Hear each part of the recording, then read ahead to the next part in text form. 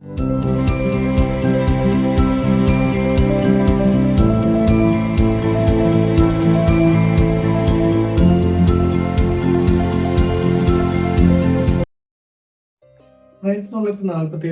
15 ഇന്ത്യയിൽ എല്ലായിടത്തും സ്വാതന്ത്ര്യദിനം ആഘോഷിക്കുമ്പോൾ ബംഗാളിലെ കുറച്ച് ഗ്രാമങ്ങളിലെ ജനങ്ങൾ പ്രതിഷേധത്തിലായിരുന്നു.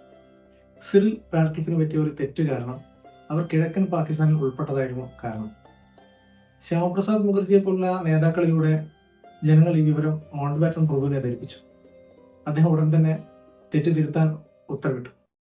അതിന്റെ ഭാഗമായി ഓഗസ്റ്റ് 17 ഈ ഗ്രാമങ്ങൾ വീണ്ടും ഇന്ത്യയിലേക്ക് ചേർക്കപ്പെട്ടു. അങ്ങനെ ഈ ഗ്രാമങ്ങളിൽ ഓഗസ്റ്റ് 18 സ്വാതന്ത്ര്യദിനം ആഘോഷിച്ചത്. ഇന്നത്തെ ബംഗാളിലെ നാദിയ ജില്ലയിലെ ചില ഗ്രാമങ്ങളായിരുന്നു. പിന്നീട് ഇക്കാര്യം വിസ്മൃതിയിലാവുകയും അഞ്ജൻ സുബുൾ എന്ന് പറയുന്ന ഒരു ചരിത്രകാരൻ ഓഗസ്റ്റ് 18 സ്വാതന്ത്ര്യദിനം ആഘോഷിക്കാൻ വേണ്ടി ശ്രമിക്കുകയും ചെയ്തു. പക്ഷെ അതത്ര എളുപ്പമായിരുന്നില്ല.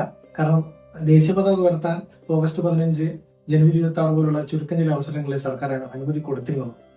പക്ഷെ അദ്ദേഹത്തിന്റെ നിവേദനത്തിന്റെ ഫലമായി സർക്കാർ ഇക്കാര്യം പരിശോധിക്കുകയും ചരിത്രരേഖകൾ പരിശോധിക്കുകയും പി വി നരസിംഹറാവുവിന്റെ നേതൃത്വത്തിലുള്ള അന്നത്തെ സർക്കാർ ഇതിന് അനുമതി നൽകുകയും ചെയ്തു. പിന്നീട് ഓഗസ്റ്റ് 18 കൂടെ സ്വാതന്ത്ര്യദിനം ഈ നാദിയ ജില്ലയിലെ വിവിധ സ്ഥലങ്ങൾ ഷിബിനി ബാസ് പോലുള്ള ഗ്രാമങ്ങളിൽ അനുമതി കൊടുക്കുകയുണ്ടായത്. ഇന്ന് BSF ഉൾപ്പെടെ പങ്കെടുക്കുന്ന ആഘോഷങ്ങൾ ഇവിടെ നടത്തി വരുന്നത്. ചൂർണി നദിയിൽ നടത്തുന്ന സ്ത്രീകളുടെ ബോട്ട് റേസ് ഇതിലൊരു പ്രധാന ഐറ്റമാണ്.